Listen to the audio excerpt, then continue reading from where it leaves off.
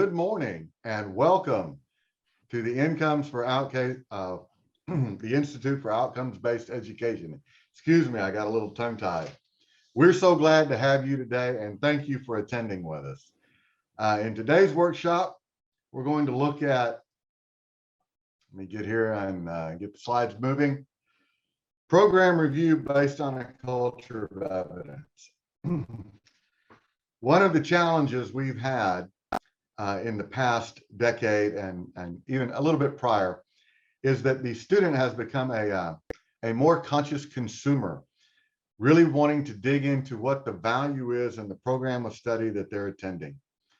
And due to this, it has brought some challenges to us where we are having to promote, review, and assess our programs and their programmatic outcomes based on a broader culture of evidence, not just with learning outcomes, but with impacts both with economic, societal, and those for now social justice.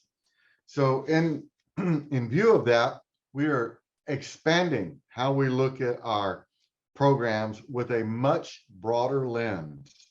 As such, today, let's take a look at some of these factors and what we have done with one community college in the United States, which is in the state of Oregon. We'll look at how they have expanded their lens to look at the effectiveness and the impact both in the students' lives and the life of the community where they serve with the programs of study that they offer. And again, I want to thank everybody for joining us today. What an exciting time we're living in. I'm so glad that we are moving past the pandemic and into an endemic status, and that we are re-engaging in a rebuilt normal. I want to extend a hearty welcome back to everybody. We are so glad to be here. Tried to put a little humor into it with some icons and some animations. Working with program review and the folks we work with, we always need to show that we are ready to help. Being helpful and facilitative and supportive is extremely important in the program review process. We do not need to be seen as the auditor or as the accountant. We need to be seen as the person that is coming in to to showcase the program, to put it on its best presentation, and to show the positive work that the program is providing. We need to promote that every day is a good day for not only the university, but for the student, and making sure that they feel welcome, that we have the holistic services there to help them be successful. What I mean by that is good physical health, good mental health, and overall a good wellness for them in their learning environment, and to showcase that the university is a great place to be today. Our decisions should be based on the data that we have in front of us. And data comes in two ways. Data comes in quantitative, which is the facts, the figures, the recordings, the assessments, the batteries we use to understand that learning has taken place, but also qualitative. It is based on the engagement level by the student, that the student is excited to be there. They are engaged in the learning environment. They're engaged in the learning community there at the campus, and that these data, both quantitative and qualitative, help guide us in the decision-making process. One of the things we have become more aware of is that we need to ensure that our goals are pragmatic, meaning that they are SMART goals, for a lack of a better term. And for those of you who have studied business administration, I am sure you have heard the term SMART goal before, which means strategic, measurable, attainable, relevant, and time-bound. And these make for pragmatic goals that can be tracked, they can be gauged, we can follow them in their progress, and at the completion of the goal, we can see their effectiveness. Were all the objectives of the goal met? Did we exceed the objectives, which in many cases we do? Or was there a needs improvement factor that we needed to address? A pragmatic goal will allot for this. And I always use the acronym that I learned in my activities in athletics and in not only in athletics, but also in academic teams and in as an adult working in teams with the universities and colleges that I've served. And that is team. And team is together, everyone achieves more. We are all in this together. We're here to help each other. And that collaborative environment that we need to promote makes it a very, very effective way to get work accomplished. And it's a great way to go in and start and establish a program review. Again, we're here to help. It's a great day. We're going to use data to help us make that decision, whether it's qualitative or quantitative. We're looking at the very practical goals that we have, and together we're going to get this accomplished. Effective reviews often use, and these are not the only things to use that we're going to look at, but there are a lot that I have found in the North American continent, both in the US and Canada, and those in the Australia, where I have done some studies with Dr. Barry Fraser. These are a culture of inquiry where we continuously examine things. And a culture of inquiry is a way of working that makes us continually inquisitive about what's going on, what's working really well, what's working at a moderate level, and where are the specific challenges that we are facing in our learning environments with our students and their chosen program of study. In a program review, we look at the academic and support services. Academic services include what technology do we have? What tutoring do we have? What modality we're using?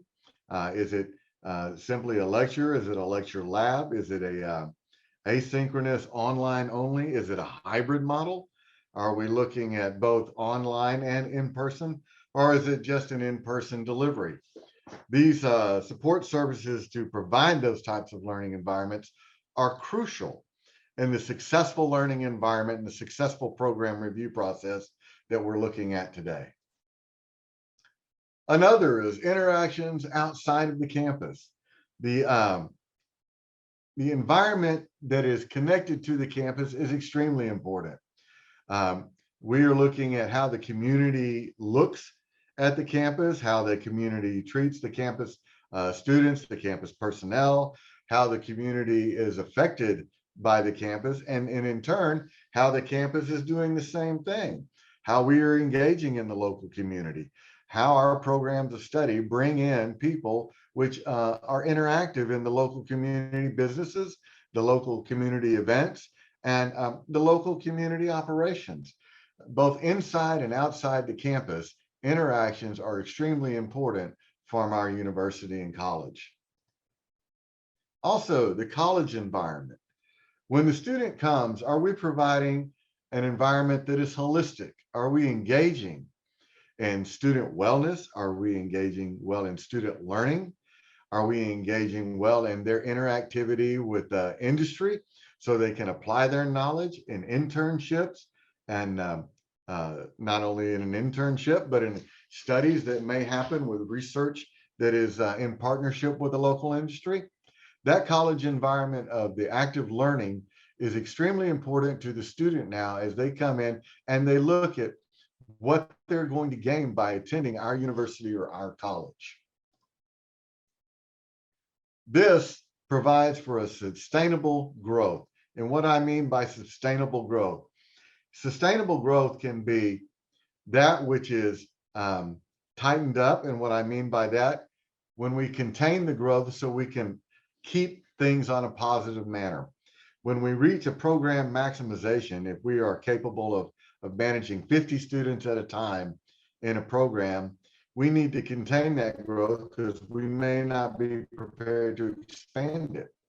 Or have we already targeted for a 2 to 3% or more growth per year in a program, meaning that if we had 50 students, are we prepared to take, an extra 2 to 3 or an extra 5 students? Because this is affecting our resources. This is affecting our equipment that we have and the classrooms that we have available to use. growth needs to be targeted and needs to be strategic, whether we need to decrease the number of students in order to provide the effective learning environment, keep it at the level of students that we have, or are we at a place where we can grow the number of students that we have?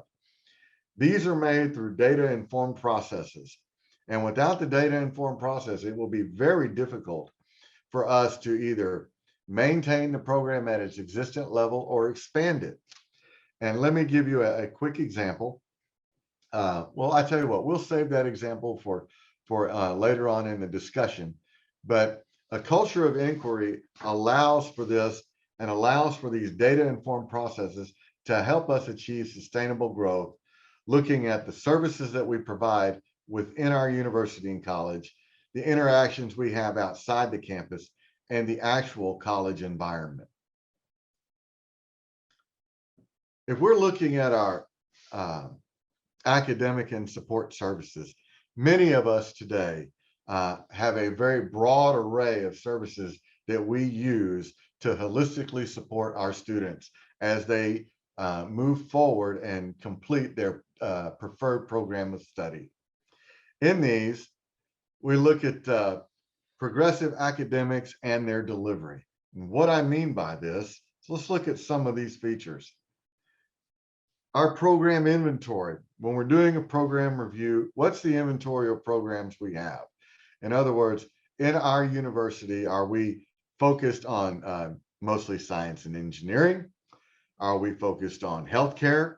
Are we more comprehensive, which is focused on social as well as economic as well as health studies in our university and our course offerings? So the program inventory plays a part in the mission of the university and how we're looking at making a review of the effectiveness of what we're providing to our students and what we're providing to industry as far as a highly skilled workforce, which both advances the research and innovations in the industry, so the industry can improve its business practice and business model and improve its service to their clientele. Also, we're looking at course modalities. How are we making our deliveries? We've talked about this just a little bit before, but we're looking at, are we primarily a in-person, one-on-one lecture with a lecture lab environment? Are we a hybrid model? And many universities have a large course offering that is hybrid, meaning that the student can come in person or that the student can come in via online live for the lecture or the other activities within the delivery. And then there's those that are online, asynchronous, online only, with interaction that is based on assignments and then online chat rooms and online dialogue with the instructor.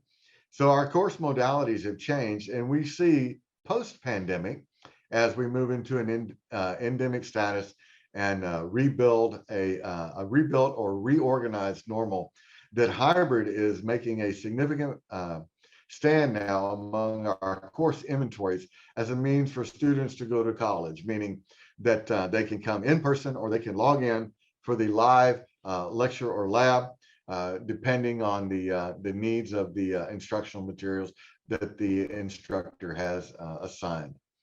The classroom environment, the engagement in the classroom.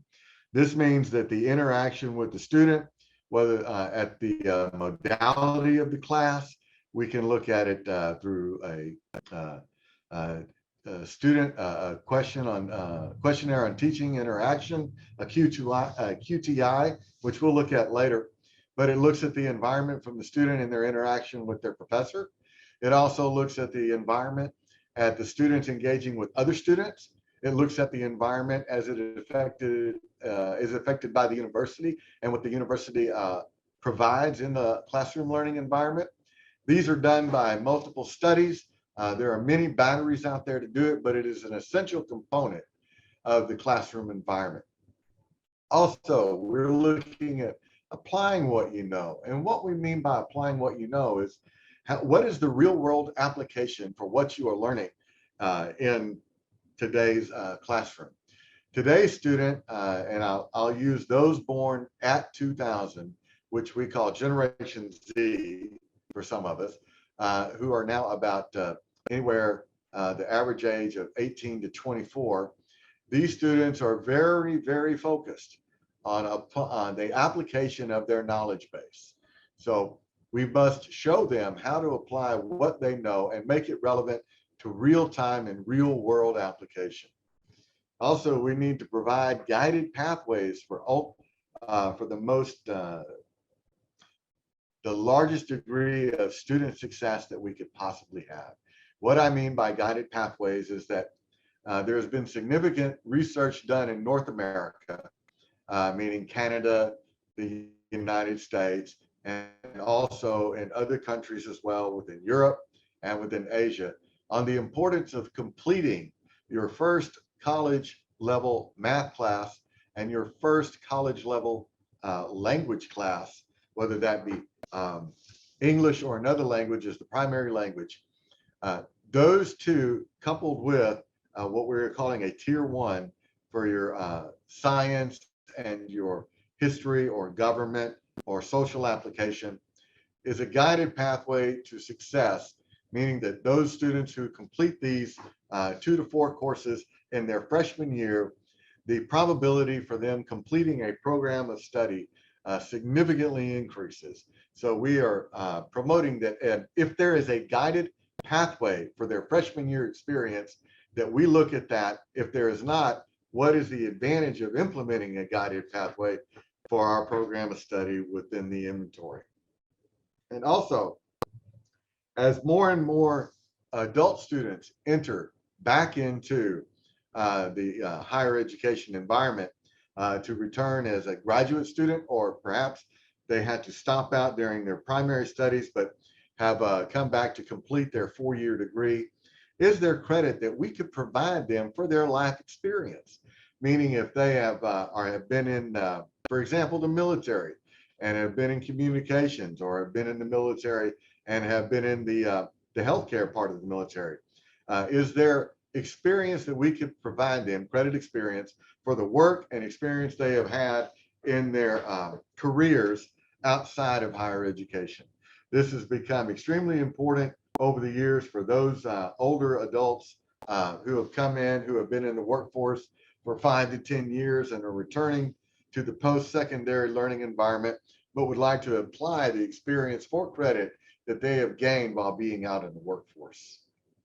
Another another point of reference that we look at when we're looking at academic and support services is helpful with student services. What student services are we offering to help? And these look at the standards that we know of advising, looking at the students and their interest and where they would like to be, their preparation that they have had prior to coming into a post-secondary learning environment.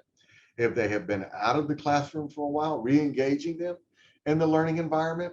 And that is the advising that we are looking at now, which also includes at some universities and colleges, a battery of assessments that help place the student in the appropriate level for math and English and other courses that they need to be at based on where they are in their prior studies, what they are bringing from prior learning, and or if they have stopped out and returned to higher education, where they might be placed.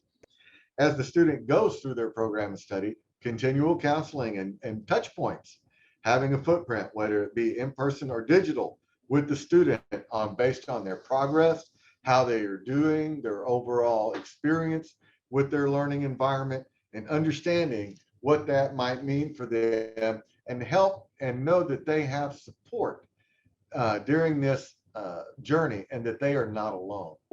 One thing that has become preeminent over the past few years, especially, are our health services for health and wellness. And health services include not only our physical bodies, but our mental bodies as well.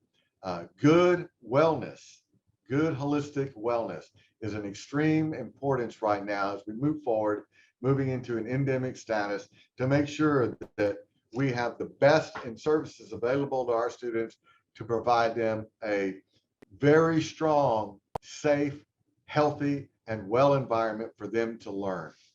Financial assistance has always been important.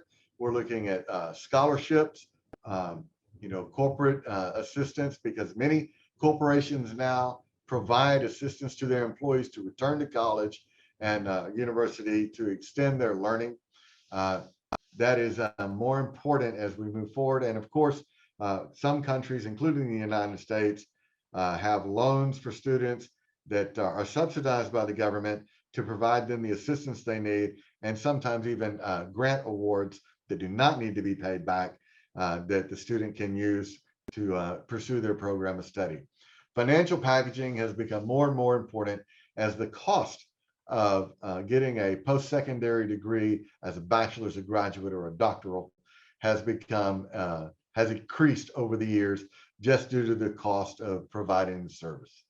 Registration, many institutions have moved to what they call a 24/7, 365 registration. And many of us who offer a fall term and a winter term and a spring term and a summer term, some of us have only 2 semesters a year, which are 6 months in. The registration allows a student to register at any time and gain access to the next active learning spot that there is. Meaning, if I come in and it is the fall term, I may have 2 start dates within that fall term. One that might be a 15-week start date, another might be an 8 to 10-week start date. Winter terms for some are accelerated winter terms, which are sometimes only a 30-day term or less. It is intense. It is 6 to 8 hours a day. This registration allows the student to have more of a shopping cart experience when they're looking for coursework. It becomes important for those students who are juggling not only their learning environment in the classroom, but also may have to juggle employment at the same time. And finally, when we look at our support services, job placement has become extremely important to the student once they have completed their program of study. There are now job placement offices in many of our colleges and universities, which help the student as they approach their graduation date to complete their study. Job fairs, or perhaps there is an agreement with corporations that jobs would be provided for the student. Many corporations have what they call 12 and 24-month job placement, that they accept graduates who apply and provide them a job with 1 or 2 years within the corporation to experience the fit.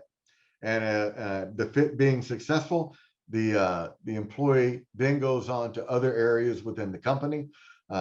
This is a new form of placement, which is being engaged in at the corporate level, as the skilled workforce is becoming more and more difficult for corporations to obtain. So the universities and the colleges work towards job placement has become a very impactful service to the student, and one that they are looking at. When we did some survey work, these were some of the topics that came across more and more with faculty and with students as we looked at national and international student engagement survey. That being the inventory of programs that a university would offer, their course modality, the credit for life experience, the counseling, the health services, and the job placement.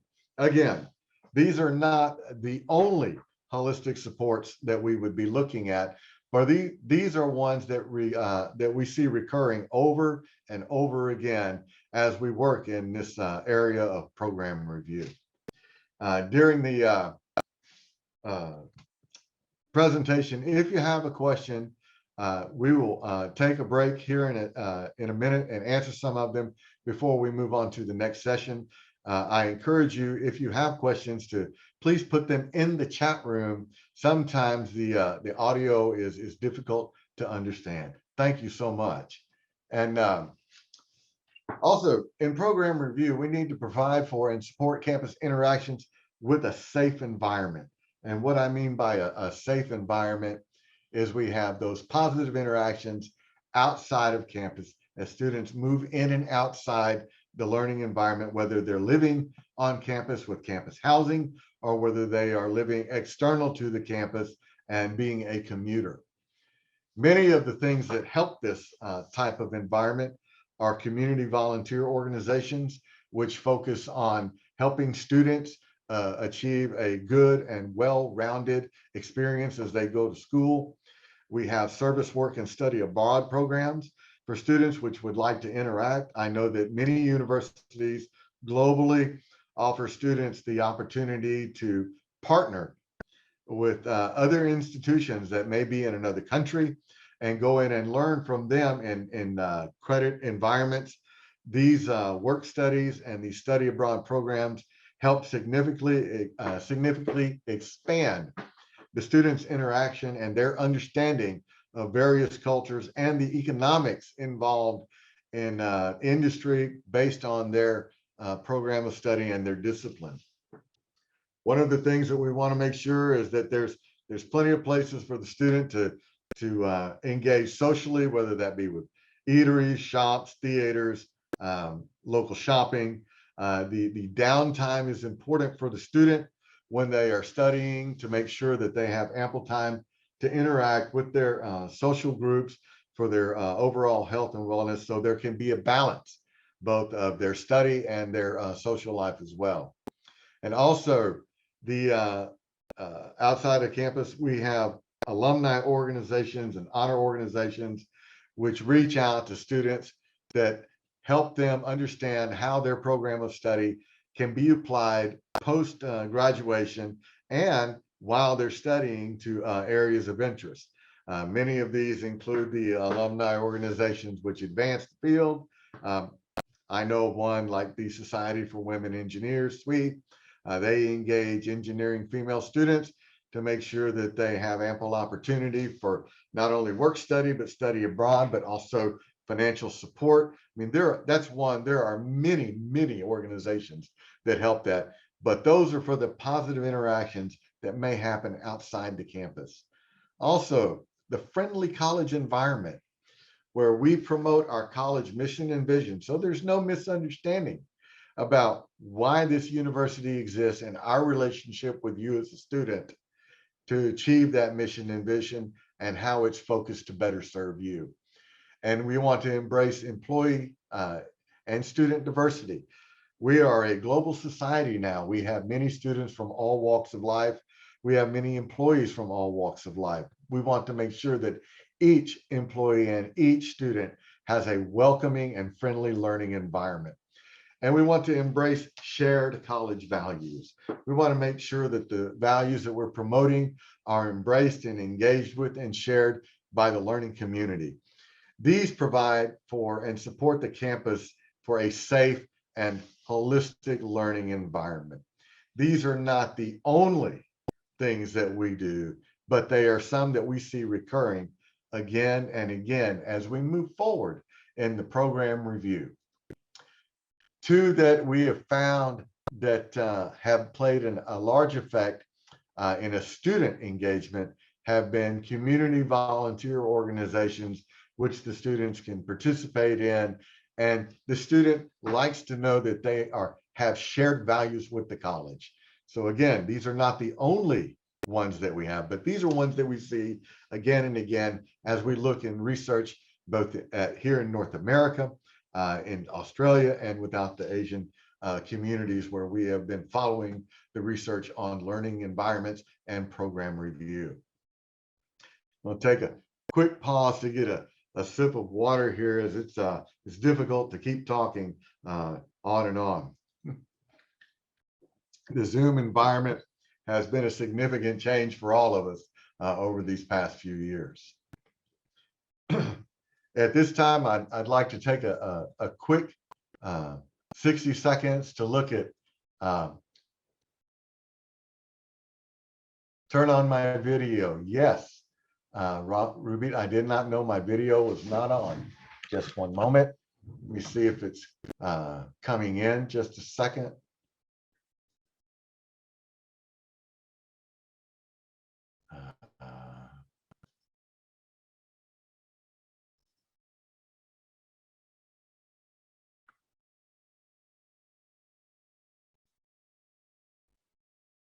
I seem to be having some trouble with my camera here. Just a second would be.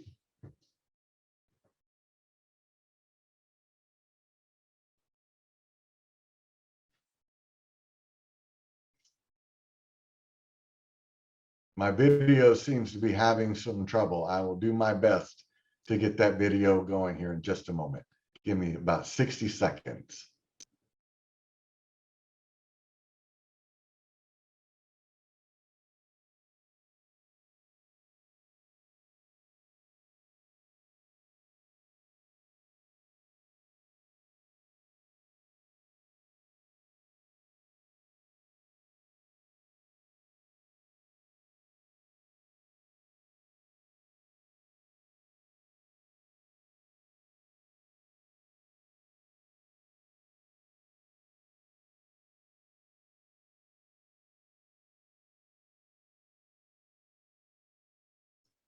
Is my video now operational? I am having trouble seeing.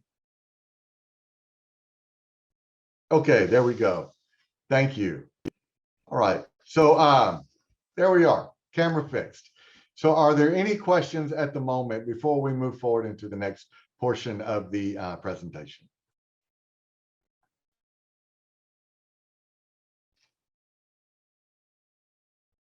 Okay, seeing none, I will move forward. Thank you very much. All right. Together, we can ensure an effective college and program review as we make sure that the following is happening. We provide for self-discovery and improvement.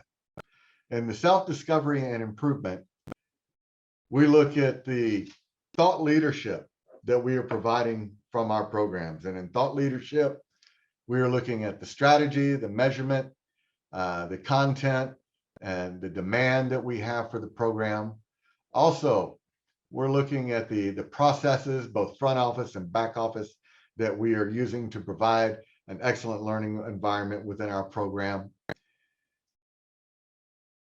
We are looking at the innovations that our program is bringing. For example, if we are in communications, what are the new fields of communication that have become more and more prevalent? Of course, over the last 10 to 15 years, these social media platforms have become increasingly important within our program delivery and our method of modality in our learning environments. Also, the performance measurement, what is our return on investments, not only for the university, but for the student in providing this program of study? What's our success measure? What's the strategy for as we grow or stabilize the growth within the program? Also, what measurements are we using?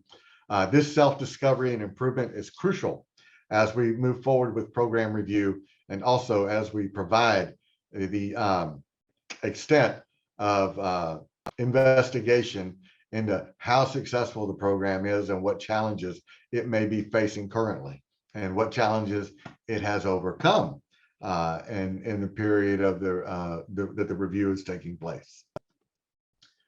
Excuse me, just a second. This provides us a sustainable process for continuous improvements, which is the fundamental effort of program review. We need to be able to show not only to the student, but also to our university host in our program that we are here for continuous improvements. Well-defined responsibilities and expectations within it provide assurance that the program is on its best path. And what I mean by best path is that the program is highly engaged in the learning environment. We have good communication and good partnership with industry around us, and that we have good partnership with the community and region in which we are working and serving. What I mean by this is that how we are accredited, whether it is through a national or a regional accreditor, or perhaps a discipline-specific accreditor, that our accreditation is in good standing and that we are demonstrating good faith and good practice as we move forward in providing a program of study to a student. Also, the assessment of learning outcomes is continuous meaning that the program learning outcomes at the programmatic level and at the course level, with course level learning outcomes for the student, are routinely assessed, visited, and best practices are shared, areas of challenge are addressed, and any needs for improvement are met, and that we are timely in how we provide the assessments for these learning outcomes, and that we are transparent about our learning outcomes. We have appropriate data and analytics for the research. What I mean by this is that the data that are accumulated from the interactions between the course level and programmatic outcomes are recorded and that they are reviewed on a regular basis. We would like to see, for example, the number of students which go through our program of study, the time it takes to complete our persistence and retention model. Not only that, but the percentage of students that successfully complete within a time frame, those students who may have to stop out but then later return to complete their program of study. These are the data involved in the research that we'd like to look into when we have a program review that allow for an excellent program review. Also, the grants development and management within the program. Grants have become an increasingly large portion of advancement and innovation for various programs and for the university itself. The grants allow multiple things. It allows for time to be given to professors for research dedication alongside classroom instruction. It allows for graduate students and undergraduate students to participate in research projects. It allows for universities and colleges to apply for patents. It allows for recognition of the primary investigator or the inventor of the invention to also receive part of the recognition for the patent. And it's the management of the funds that may be produced from the invention or the innovation. Grants and development now play a significant portion of the program portfolio and thus have become part of the review process. Planning and budgeting is always the best path. We want to make sure that when we are looking at the program growth, that we are looking at the areas that are not only important for the financial and fiscal, fiscal, I mean FISCAO, the fiscal fiduciary responsibilities of the program, to make sure that we are growing on schedule, that the money is being used effectively and in its best possible way, and also that we would have a time to move forward with any extended budgeting and forecasting in perhaps a 3-year and 5-year time frame. 36 and 60-month planning has become a norm. I see that it is 9:40. We want to make sure that we have time to finish the workshop, but also that we are on time and on cue for answering questions as well. So I'm going to keep forging ahead. I often recommend that folks do a 52-week workflow, that when you do your responsibilities and expectations, try to plan them at least 12 months in advance. If you cannot do it 12 months in advance, at least 6 months in advance. But as much as possible, I like to promote the 52-week workflow, which for us in academics is one full cycle in our semester or trimester offerings that we have. This is a challenge in some cases as students step in and out of coursework now. So, you know, as always, this is an evolving process, and we're by no means there. But I have found in working and studying program review that an annual workflow does yield many, many benefits to a successful program outcome. Making sure that we are on this best path advances us forward in many areas. Some are improved knowledge management. And what I mean by this, it is the analytics and visualization, not only for the materials that we present, but also in the progress made. It allows for collaborative decision processes between the various groups within a university, meaning that we are looking at the administrative branch, the staff branch, the faculty branch, any other support services, meaning those within the community or perhaps from the government or industry that are provided, that the decision process can be shared. In a program review, we try to make sure that we have a collaboration between the administrative individuals in the university, along with the faculty, along with, not university, but industry partners who have a specific and vested interest in the field of study that the program is promoting.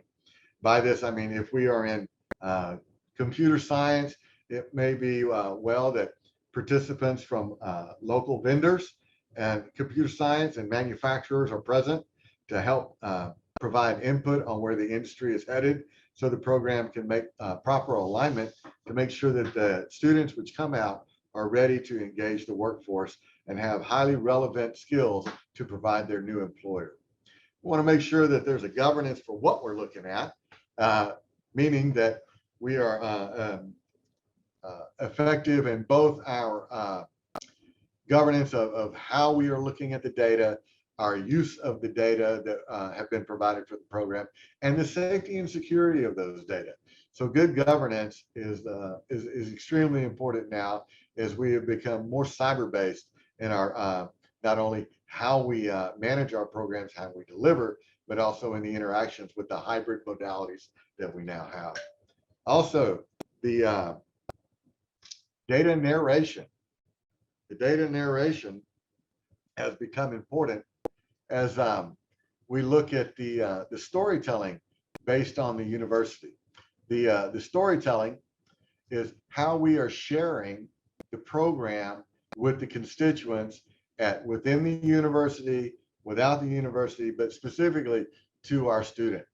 And we are looking at the innovation that we have in software as a service and the pragmatic research that it provides. And these are things that not only that move forward the program, but also provide an improved knowledge management that we can capitalize on to help expand and grow our programs. Also, we can upgrade our systemic processes from the program review. And as I mentioned earlier, to improve our accreditation practices, make sure that our analysis is ongoing and transparent. We are providing for continuous improvements in our learning environments. We have integrated planning and budgeting, meaning that the planning and budgeting process is not solely administrative and it is not solely instructional, but it is a marriage of the two. And also that industry is consulted in this planning and budgeting to make sure that we are looking at their needs as well. The outcomes assessment are on a cycle, that the student learning outcomes and programmatic learning outcomes are on a either a 12, 24, 36, or 60-month cycle, which helps us keep the reviews fresh and the data that we are looking at and for decision-making processes is current and does not become stale. Also, the program review and evaluation cycle is critical to the accreditation process, which helps standardize our systemic reporting.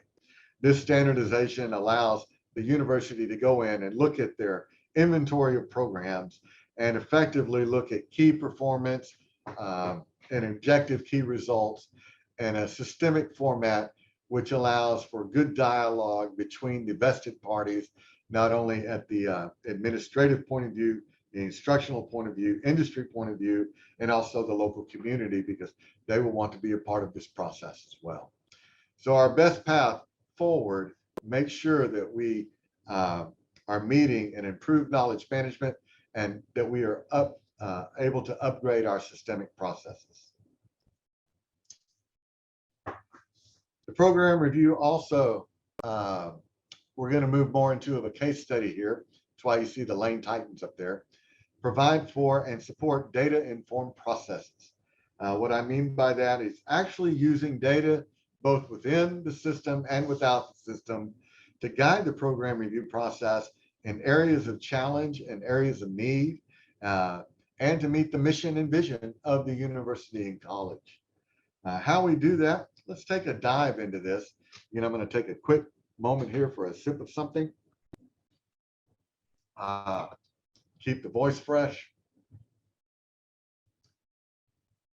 I'm gonna check here for notes,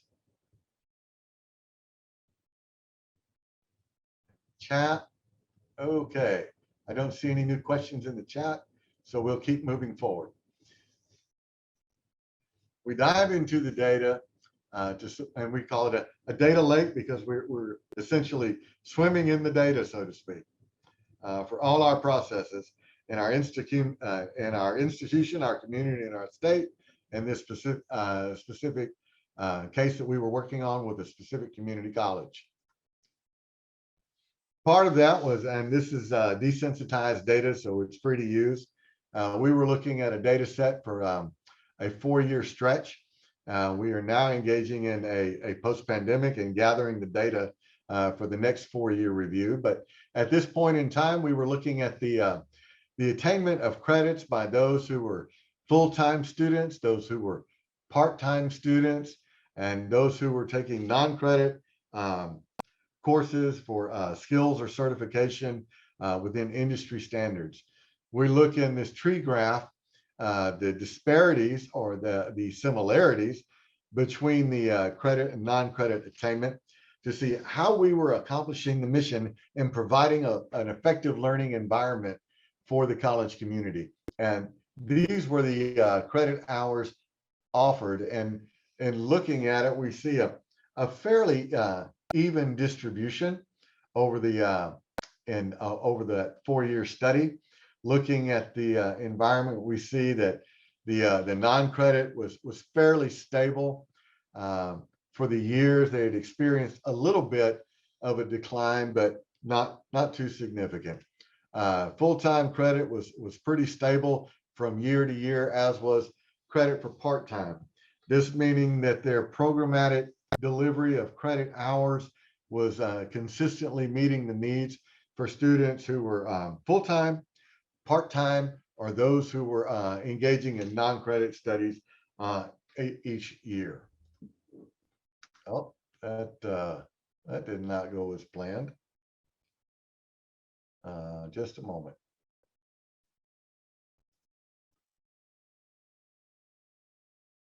I am hoping that we are back on track.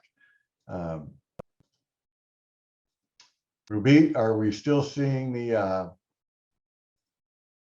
presentation? I want to make sure we didn't lose it. Okay, great. So here in the credit by part-time, as we move forward, a little bit of a, there we go, back on track. Thank you. And looking at the degrees conferred and our completion targets in this particular study.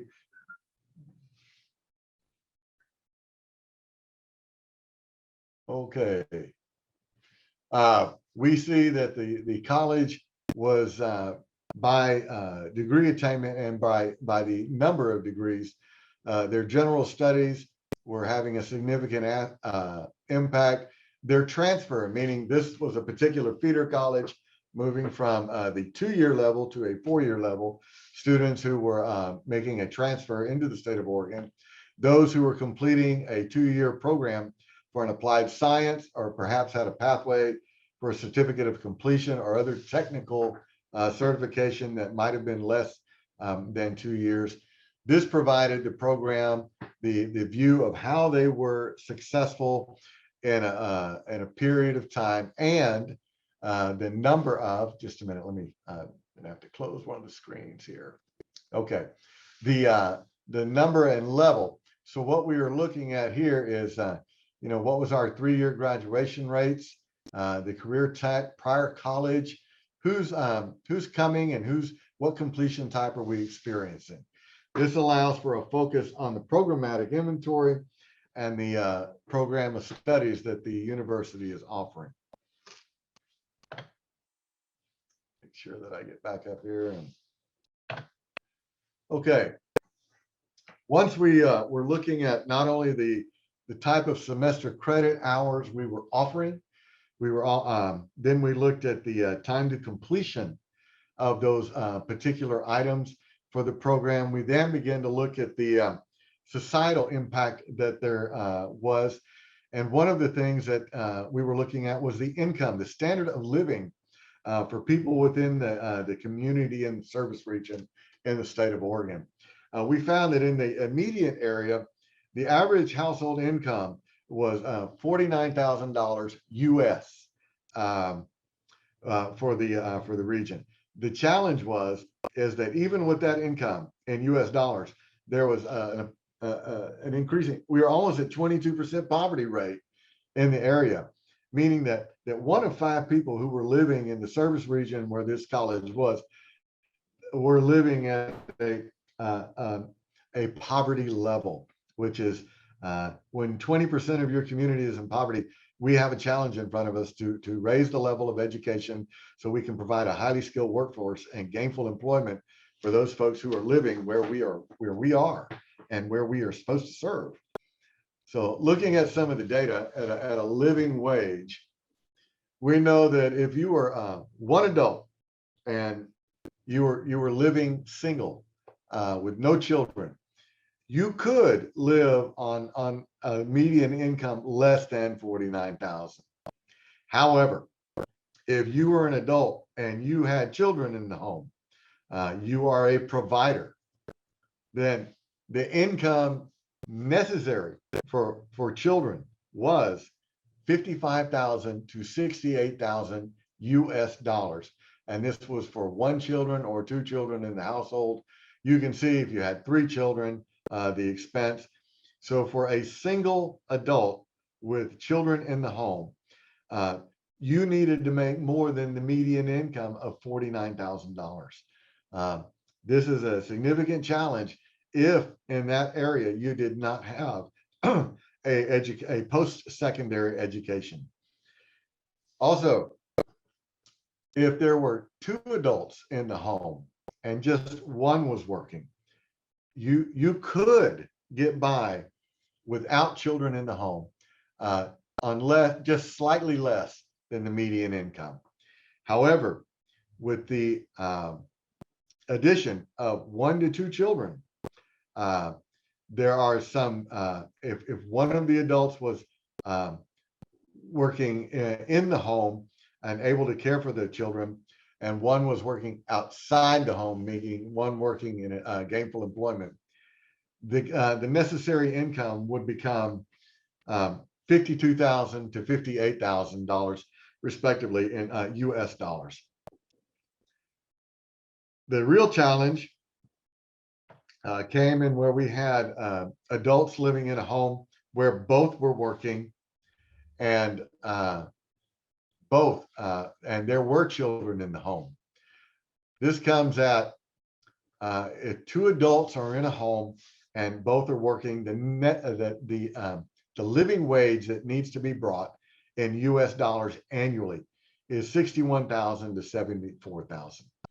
In all cases, if you are raising children, you are a caregiver, a provider for children in the home, the income level needed exceeded the median household income in all cases where we had 1 or more children within the home, even if both adults were working. And research showed that the best way to achieve this advanced level of income to support a family was through attaining and completing a program of study. This is why when we look at the outcomes in a program, we look at the percentage of those students completing the program in a timely manner so they can support not only themselves, but if they choose to have a partner, that they can support them and their partner. And if they have them and their partner and children in the household, that they can provide for them at a level of income that will keep them away from a level of poverty. And you can see in this particular study in Eugene, Oregon, that the poverty level was 1 in 5 individuals within that community. For the North America, that is significant. Again, 49,000, and where it would cost over 51,000 forward at the levels where you had children within the home. What does that look like when we put this on a heat map? We worked with an energy commission to take a look at an overlay of the area of service for this particular community. When we look at it, we see the band of poverty going from east to west, and across this area where we had folks living in poverty, meaning that they could not meet a level or a standard of living that would help them enjoy a good health and a good wellness in their homes. They were challenged to pay bills, challenged for good nutrition each day, challenged if they had children in home for educational needs. And this was the area that we brought to the programs to show this is what we are combating. This is a reality in our community today. We need to raise the standard of living to make sure that our programs are meeting industry needs so that when students graduate, they're eligible for gainful employment, and we can reduce this very significant belt of poverty that we see going east to west across our community where we are providing post-secondary education. These were some very startling figures when we shared them with the collaborative program review process, not only for administrators, but for instructional leadership and for the community partners and industry partners we had at the table. The visualization, when we go back to revisit here real quick, when we spoke about the analytics and visualization in a program review, this is a real eye opener for folks to look at and say, this type of address that we are looking at makes it a stark reality in the importance of completing a post-secondary education and in providing those holistic services to make sure that our students can complete their post-secondary education. So this to me, when we were doing it, was one of the most impactful visualizations that we were able to provide during this particular process. Again, these are well under the necessary living wage, which we just visited. And in this case, these were for utilities, meaning natural gas, electricity, water, etc. To combat that, we also looked at the Oregon business plan and brought that to the program of study. What's going to happen if we don't do something? If we don't begin to address these within our programs and make sure that our students complete their program and study, what's going to happen? Well, our state at that time would lose pace with the national personal income. We would continue to decline in median income, and it would mean that our poverty level would likely increase.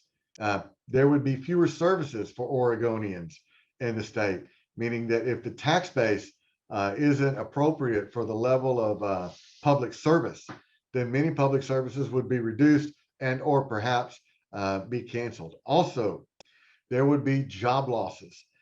They would continue and extend, and in place of an expanding economy, we would have a rescinding economy, and people would be having to leave the region and or leave the state due to employment. We were seeing that some folks in some very challenged areas within the state, that there was a migration away from certain counties because of the lack of employment that was available. So many programs began rural initiatives to make sure that learning was available in areas that were hard to get to by mixed modalities, meaning that there were hybrid modalities where it was a mix of both online and in-person. Satellites were implemented in public schools to make sure that faculty could travel to areas to provide in-person instruction days during the week, or perhaps days during the week's end, And in the United States, in North America, it is typically a Monday through Friday and a Saturday, Sunday. Monday through Friday being the standard work week, Saturday, Sunday being the weekend. And deliveries to address those two were made, both for daytime and evening coursework. This is all brought about from the strategic planning that was done at the state level in conjunction with industry and post-secondary education.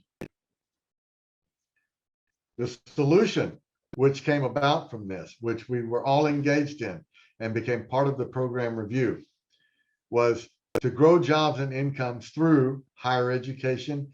And what I mean by that is partnerships with industry, making sure that our students had a pathway to employment from the completion of a program of study. Also, to redesign the way we budget. And that means providing additional resources to universities and colleges so they could reach out to the underserved rural areas that were being challenged for post-secondary education attainment. And looking at a longer game plan, not only at a 12 or 24-month plan, but looking at a 5-year plan and looking at a 10-year plan. Doing this allowed industry to partner with universities and colleges and allowed the state government to partner with the university and colleges to make sure that we had a solvent business plan that the programs could adhere to make sure that when a student completed a program of study, they were able to apply the learning that they had to a relevant field of economy and a field of discipline in study for innovation once they completed for a gainful employment and or continued studies in a graduate environment or postgraduate. But also it allowed for the innovation of practices related and processes related to local industry and regional industry. One of the two of the large industries there in that particular state, of course, were lumber and tourism, but also computer science was growing as well. So in those three industries, we wanted to make sure that we partnered not only with the local governments and state government, but with local and regional industry to make sure that we were on calendar and on task to provide the growth of the economy, which in turn helped the student, helped the university, and helped the program. As we work together in a program review, we are looking at promoting this culture of inquiry. Take my glasses off for a minute and get a quick sip here. My voice is getting dry. We are promoting a culture of inquiry that allows for continuous improvement in the learning environment. We are providing in a program review self-discovery, where we are, how are our students engaged, what are our holistic services that we are providing our students, how are we looking at these students when they come in, whether they are a learner that is just coming from a secondary environment directly into a post-secondary environment. Have they been in the workforce for a while and then are coming?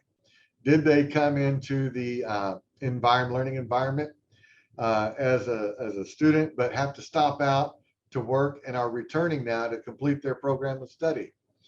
Only by digging into the data and digging into the learning environment, digging into the student engagement, digging into the program mission and vision, the university mission and vision, can we understand how all of these factors play in to a successful program review and programs being able to provide a good pathway for a student to complete their program of study.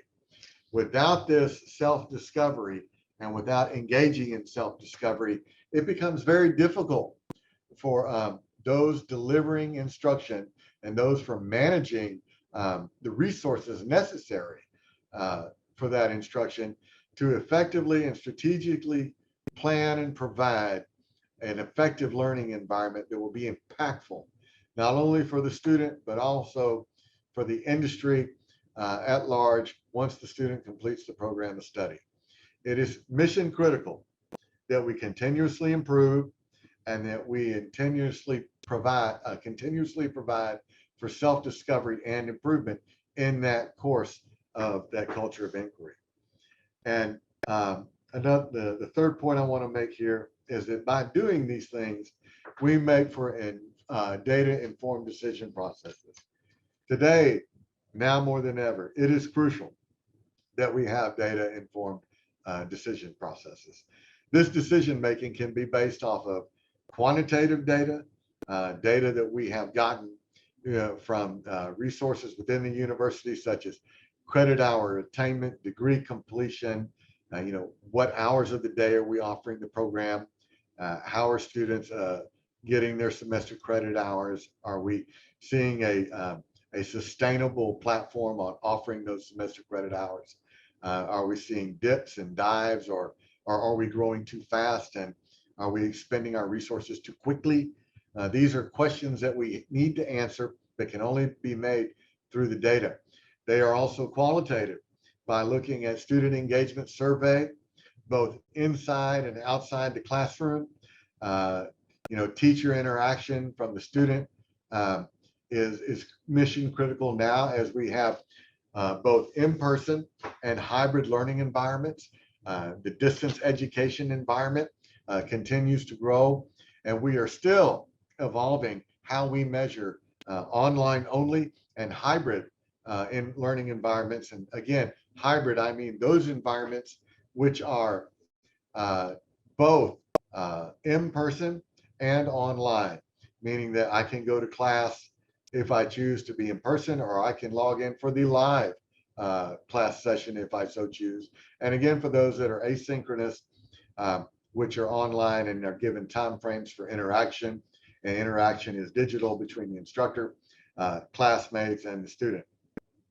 That measure of qualitative engagement is important, coupled with the quantitative engagement, so we have a robust information library to choose from when we are making decisions about where we are going with the future of the program, how we are going to measure it, the effectiveness of the learning and the modality, the effectiveness of the utilization of our resources, and how our program is going to position itself in the future.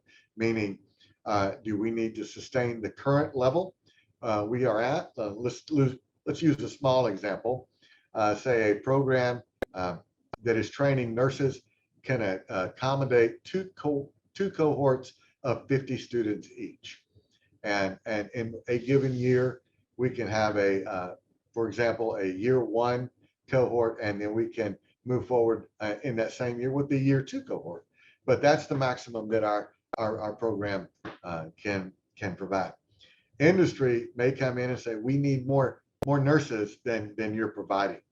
Then we have to look at what we're able to grow, and are we able to increase that by 3 to 5% per year, or do we need something more aggressive at 10 to 15% per year? If so, what would be the resources necessary, and how can we go about attaining those resources so we can expand the program? Only by looking at a robust information library and good data that can we make those informed decisions, and that our decision-making process is based on a culture of inquiry. I want to take a pause here for a little while for any discussion that we may want to engage in the presentation, and know that lives are transformed through learning. This is how we change our society. This is how we make an impact. This is how we move forward in social innovation. As we move away from what has been termed disruptive innovation in the recent past, and move forward with social innovation that is more focused on equity of income for all folks, that we can all have a good standard of living. Also, the equity of access, to make sure that education is not just limited to a few, but that education, be it primary, secondary, and post-secondary, is available to all individuals at every level, so that everyone can enjoy a standard of living that is not poverty-stricken. And also that as we look at equities in gender, that one gender is not outperforming another gender when both are trained equally, that pay is equitable for the gender, regardless of the gender identity that you have chosen or that you have been born with. And today, more than ever, we are faced with in a post-secondary learning environment of achieving success in a very, very diverse world. And we need to move forward to unite our global community and not be a separate or isolated global community. At this point, I want to pause in the presentation and entertain any questions that we may have from the audience or otherwise. Thank you so much. And I'm going to open it up for any questions. I'm going to move into the chat room.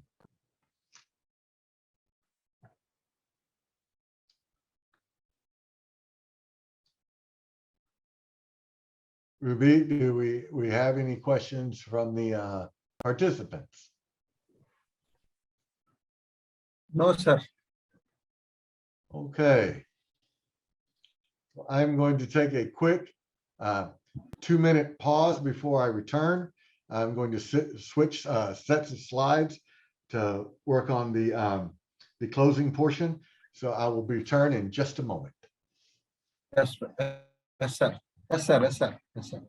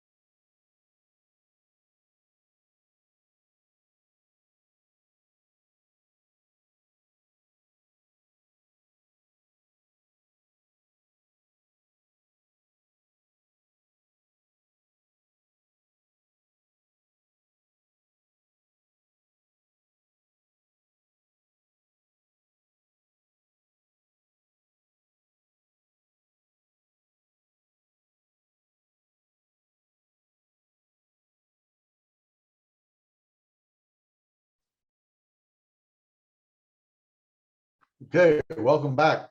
Thank you for joining us today. We'll move into the closing portion of the presentation. And again, we are excited that you are here. Give me a moment while I begin to share the screen and move into the next set of slides.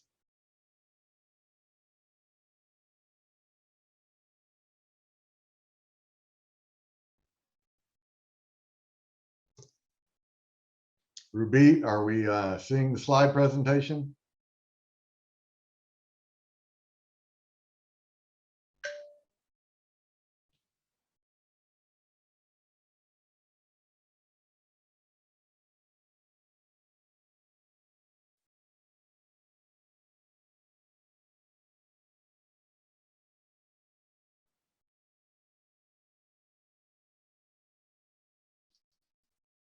Okay, hang on just a minute.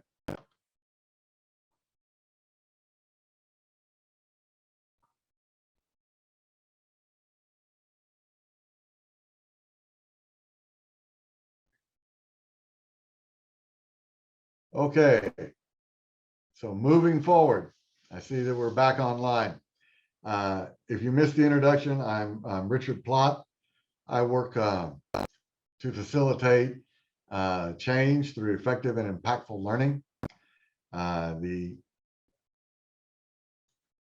was received my doctoral studies from Curtin University, undergraduate from the University of Texas at Dallas. I'm also a chief certified in as a chief information officer and in institutional research.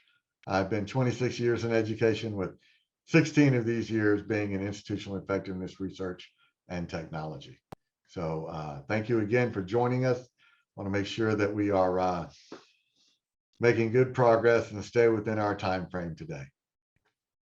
So in continuing on with program review, let's look at some of the changing landscape that we are encountering. Challenges to this model, as seen from the World Economic Forum, are as the increasing need for lifelong learning.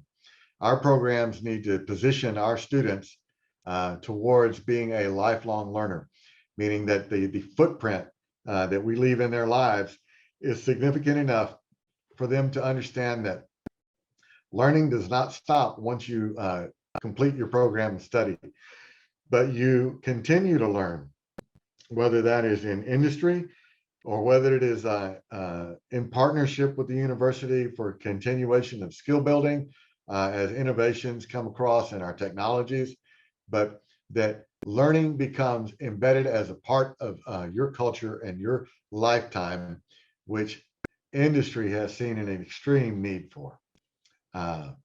Also, the expectations of the student consumer have challenged our education model. Students are able to, through consortiums and contractual agreements, attend more than one university at a time, either through work study or study abroad. Students are able to choose that they might get a degree and attend 2 universities. They may get their first and second year in one system, but that system has a partnership with another system, and they complete their programs different from where they started. This consumerism approach is affecting the education model, and where we are having to cross borders, so to speak, where we used to not have to. So that not only means that we cross borders within countries, but we cross borders in learning systems, that one university is in partnership with another university. Also, our emerging technologies and business models are continue to evolve at a much more rapid pace than ever before. And these emerging technologies have a constant demand from our to our universities for a highly skilled workforce at the level of economy, so they can maintain competitiveness. So as these technologies continue to evolve and business models continue to change, the programs are faced with an ever-growing need for modernizations. Also, there has been a movement in North America and in some countries of skills over a degree, meaning that industry has come in, and when the student is skilled to the point that where they become profitable, they leave the learning environment prior to completing a program study and immediately go into the workforce. This is contrary to sustainable growth. We need for students to complete their degree model so they have a full and robust and holistic set of skills to engage into the workforce and continue to be a productive employee as well as a lifelong learner. The challenge here is to partner with corporations and industry to make sure that the students complete a program of study and that the needs that the industry has might be met in partnership, that through internship, research partnerships, but more and more we are seeing a trend where there is an exit from the school of thought to for a degree completion to more of a skills completion. And this is a challenge for us that we're going to continue to face for quite some time in the foreseeable near future. Our principles of institutional effectiveness, when we are doing program review, we have found cover some specific areas. These have been penned by Steve Mintz, who is from the University of Texas at Austin. These are not the only principles, but they are ones we see recurring internationally as we continue to look at program review as a part of institutional effectiveness. One, it allows us to measure who we are and what we do as a program. The old business rule of what's measured also is accomplished or gets done, meaning that if we're measuring it, we're more likely to do it. What we don't measure, we cannot improve. Measurement allows us a format to transparently provide data to the university and to the other stakeholders vested within the program that we are engaged in continuous improvement, and here is how it is being accomplished, and that being by both qualitative and quantitative data measures, which we have spoken of earlier in the presentation, by both engagement surveys, learning environment surveys, actual student learning outcomes, and programmatic outcomes. And also what gets measured gets managed.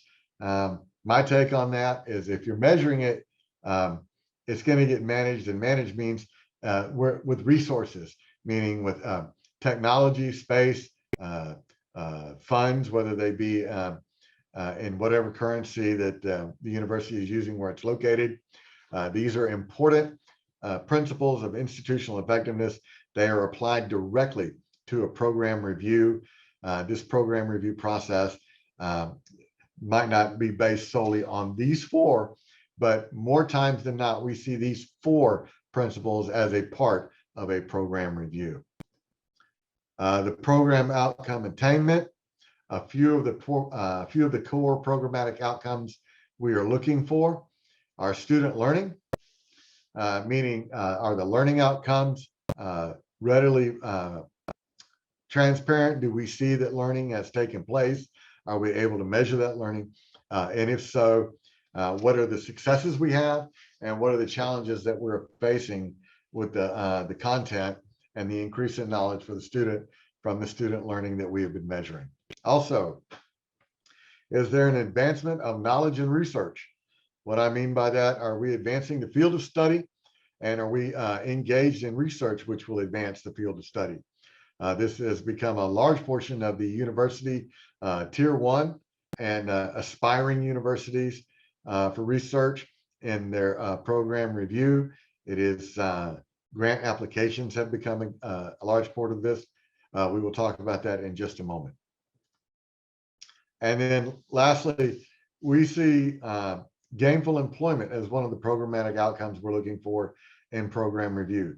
This gainful employment is looked at the area or region and the median income, and then versus the income it takes for a living wage for an individual as a completer of a program of study for living by themselves, where they are living with them with a partner, and whether them and their partner are providers, as we looked at if you are providing for children in your home. The gainful employment helps provide a standard of living that we would call a living wage, meaning that you can meet the needs that you have for your family, in living space, nutrition, healthcare, education, the necessities for a robust life that is meeting the needs of both health and wellness for you and the family that you are supporting. Outcome attainment promotes a effective and impactful student learning environment. What I mean by this is in the program review, we see that the impactful learning looks at the following concepts. And this is, there are a couple of definitions for this and the learning environment. One is more modern, provided by EDUCAUSE, which looks at the resources, the technology, the connections to societal and global context. It is extremely important that we are effectively connected between our program and the society around us, both in the immediate community and the regional, if not global community as well. A more textbook sample has been that learning environment refers to the social and psychological achievements and attitudes of the learner. These look at the pedagogical context in which the learning occurs.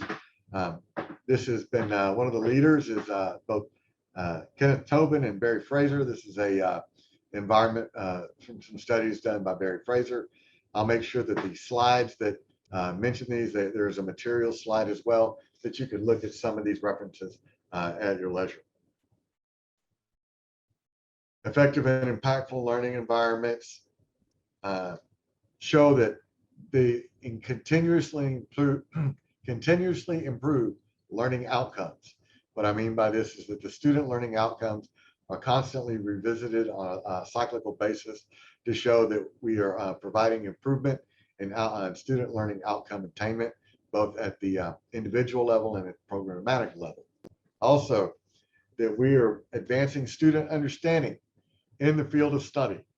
And this means that within their program of study and field of study, that the student is making significant gains in their understanding and advancing in that field. It relates the knowledge to the world where the student lives. So where the student is living both while they're studying and once they complete a program of study, that what they've learned and gained an understanding of is readily relevant to their local area, and the student is able to apply what they've learned. And finally, we are empowering the lifelong learning for the student. We are setting up a model of inquiry for that student to where they are lifelong learners, which we have already addressed previously, that it is extremely important both for the sustainable growth of the community and for the health of industry economically to be competitive, that lifelong learning become a part of the student's lifestyle and culture once they complete a program of study.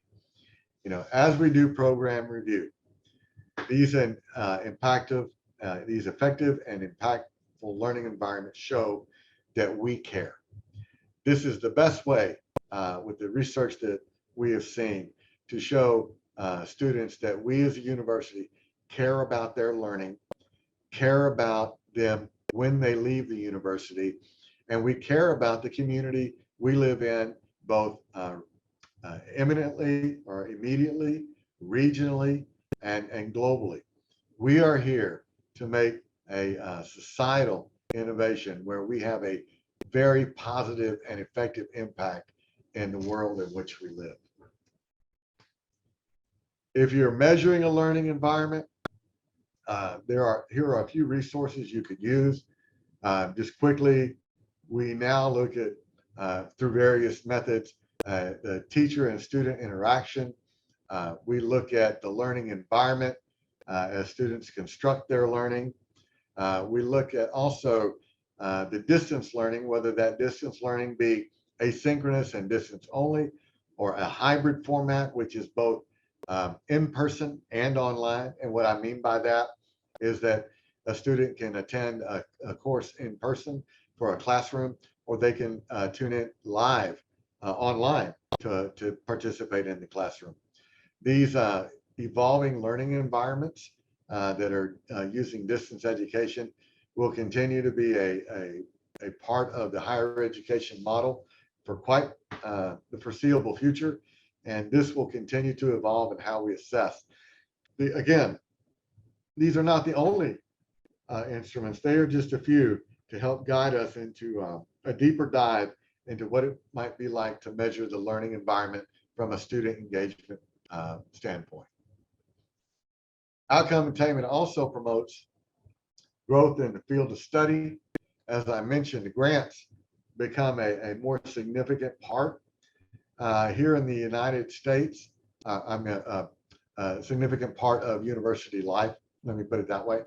And here in the United States, we have had some legislation which allows for the university to pursue grants in a more open format, but there are some responsibilities with it, meaning that industry has access to the innovation, that the patent is shared not only between the university, but also the inventor, and that there is a non-exclusive license for the invention, meaning once that it's done, everybody can have access to that. And so the position of grants has not only come for research alone, but also for research and shared innovation from this research, so that here in at least the United States, that every party that is a vested stakeholder has a benefit from the grants which fund the research and innovation within a program of study in that particular university. Corporate partnerships have become a very large part of program life. Looking at our time here, and I know it is 10:30 and we are approaching our time for the workshop, so I'll do my best to get through.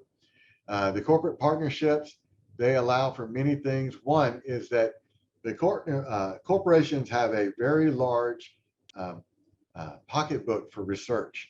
They are able to fund research at a very high level. It is very beneficial to both the student, the university, and the corporation or the industry to partner together for advances in technology and innovation and process. These partnerships produce a greater access to innovation for all parties involved and stakeholders, which in turn help grow the economy in the immediate economy, the regional, and the global. So it's become more and more part of programs to entertain and engage in corporate partnerships with industry, both in the regional area, but industry abroad as well. Outcome attainment also promotes gainful employment. I know we've mentioned this a little bit. I want to take a bit more of a deeper dive. So give me just a few minutes here for this. As I mentioned earlier, the living wage here in the United States, Massachusetts Institute for Technology each year visits the living wage for each county and each state in the United States, providing if you are an adult or perhaps two adults in a home, if you have no children in the home, or if you have children in the home, how you're able to provide for them, what's the living wage. They look at the minimum, the poverty, and the living. The best way to meet a living wage, research shows, is through post-secondary outcome attainment, and that is completing a program of study.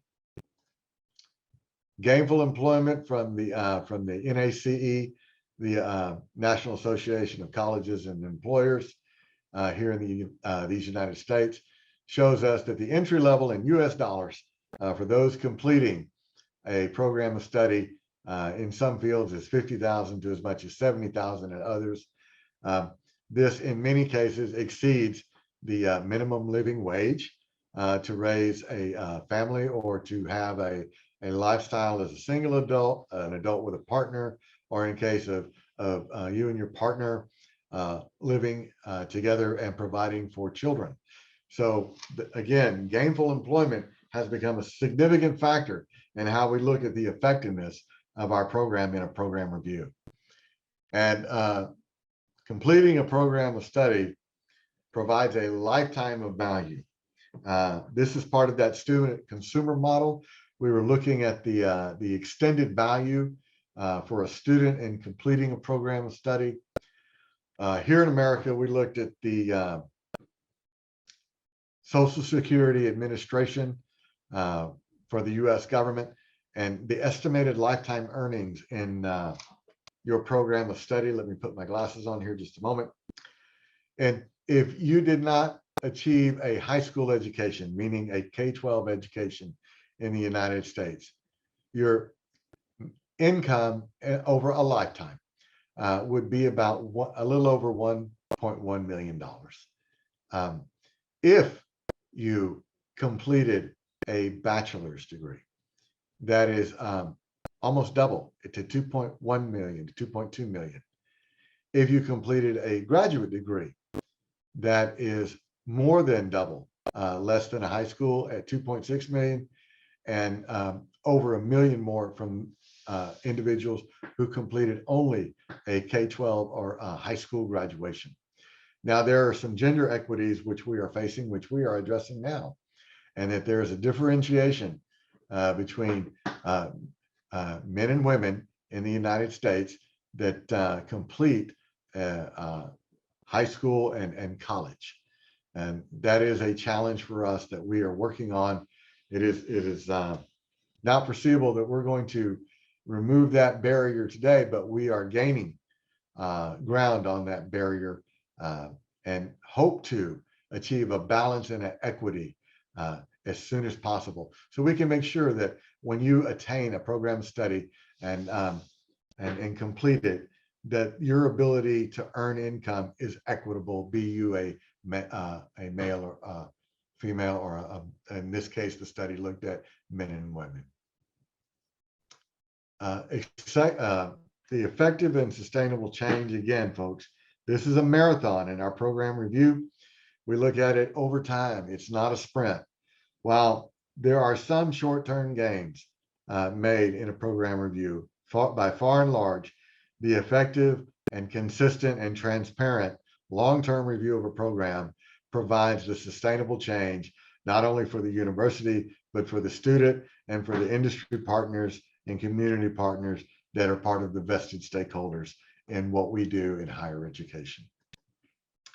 And as I always say, growth attracts talent, and we need to get the talent that we have out there into higher education so we can help them focus their skills and grow their skills to make sure that when they leave, that everybody's standard of living becomes increased. And I want to bring us to a closing point, that not only globally, but in looking at this study in the United States from the United States Census, we see that when this study began in the mid-60s, they were looking at it by race. In the longevity up to the current figures, we see that all races went from about just at $50,000 median household income, meaning all of the income coming into a home, was increased by about $17,000 in the last data, which was measured in 2020, which was $67,000. We saw some of that median income delve downward as the pandemic was on set. But now, as we are moving past the pandemic to an endemic status, we expect to see a rise again in that household median income. What we are focusing on with our learning environments research and program reviews is how can we, regardless of your race, ethnicity, background, gender, identity, level the median income, and meaning that the differentiation that we see here in this particular study between race and origin is not as large. We would like to reduce this. We see that the African American, which has been identified as Black in this particular study, although they saw that same $16,000 to $17,000 increase over the decades, but they started at a much lower position. And then the Hispanics are increasing, but by far the Asian households that were measured are able to have a median income which is $50,000 more than the lower value of $45,000, which is shared by the African American community. We are moving forward in our learning environments and program review to help remove this barrier and bring everybody's median income into better alignment. This is a real challenge, and this is something that is now a part of the discussion as we look at those people completing our programs of study and how they fare afterwards when they complete, move on into the employment, how they're able to provide for themselves and for the household in which they live. I am going to, at this point, due to the time that we have, which I see it as we only have a few more minutes within the presentation, I'm going to stop the share and open up to any questions there might be from the audience. Rabit, do we have any questions that may have come in from the audience?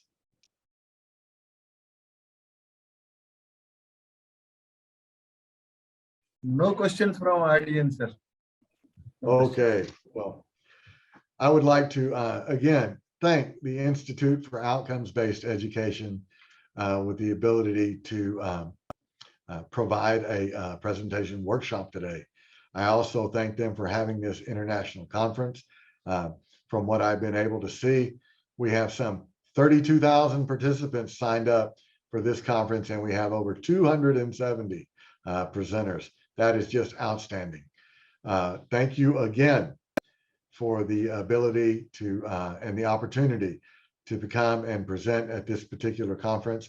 I so hope that in the next conference that we are live and in person, and as we move past the pandemic into endemic status, and then we can once again share in person our experiences and our knowledge base to promote an effective and very positive learning environment in secondary and post-secondary education, to where we will have a very profound impact in the global community which we both live and share. Again, stay healthy, stay safe, and thank you so much for participating in today's conference. Thank you.